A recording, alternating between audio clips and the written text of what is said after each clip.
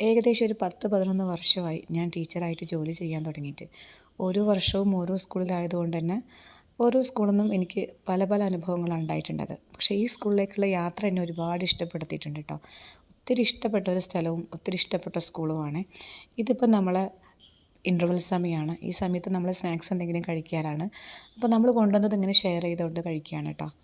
ഇവിടെ എല്ലാവരും ഒരുമിച്ച് കൂടുമ്പോൾ പാട്ട് പാടിയിട്ടും ഇതാ കണ്ടില്ലേ, നമ്മുടെ സ്റ്റാഫ് റൂം ഭയങ്കര സജീവമാണ്.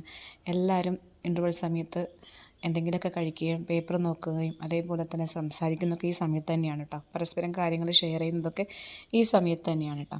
ഈ സമയം നമ്മുടെ സ്കൂളിൽ എക്സാം കഴിഞ്ഞിട്ടുണ്ടായിരുന്നു. എക്സാം നടന്നുകൊണ്ടിരിക്കുകയാണ് കേട്ടോ.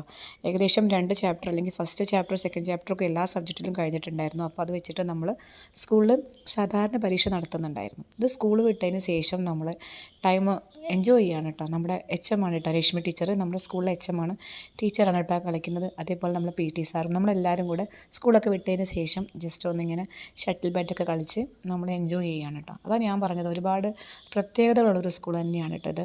സ്കൂളിൽ ഒരുപാട് ഗവൺമെൻറ് സ്കൂളിൽ വർക്ക് ചെയ്തിട്ടുണ്ടെങ്കിലും സ്കൂൾ തുടങ്ങി ജൂലൈ സ്റ്റാർട്ട് ചെയ്യുമ്പോഴേക്കും എക്സാം സ്റ്റാർട്ട് ചെയ്യുന്നത് ഞാൻ ആദ്യമായിട്ടാണ് കാണുന്നത്. ഞാൻ പറഞ്ഞല്ലോ 10 വർഷത്തോളമായി ഞാൻ വർക്ക് ചെയ്തത്. വരെ ഞാനൊരു ഗവൺമെൻറ് സ്കൂളുകളിൽ ഇങ്ങനെ ഒരു ചാപ്റ്റർ കഴിഞ്ഞ പഠനം സാധാരണ എക്സാം ആണോ നടക്കുന്നത്.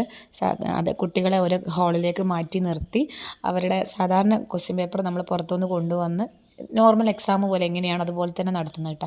ഇത് നമ്മുടെ ജാബിർ സാറിൻ്റെ വക ഇടയ്ക്കൊക്കെ നമ്മൾ പലരും ഇങ്ങനെ ഓരോന്ന് കൊണ്ടുവരും, നമ്മളിങ്ങനെ കഴിക്കും കേട്ടോ. അതേപോലെ നമ്മൾ ഒഴിവ് സമയങ്ങളിൽ ഇങ്ങനെ പാട്ടൊക്കെ പാടി എൻജോയ് ചെയ്യുക. ഒരുപാട് ഗായകരുണ്ട് കേട്ടോ ഇതിൻ്റെ അകത്ത്.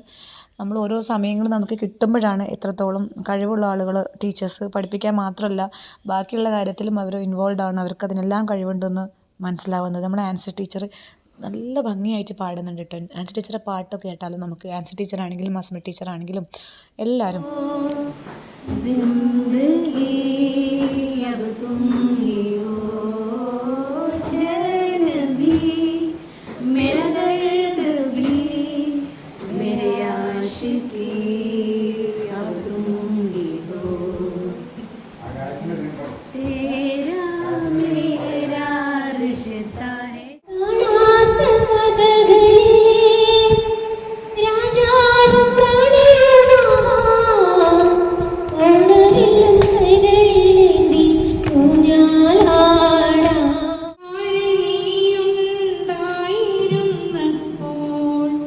ഞാനറി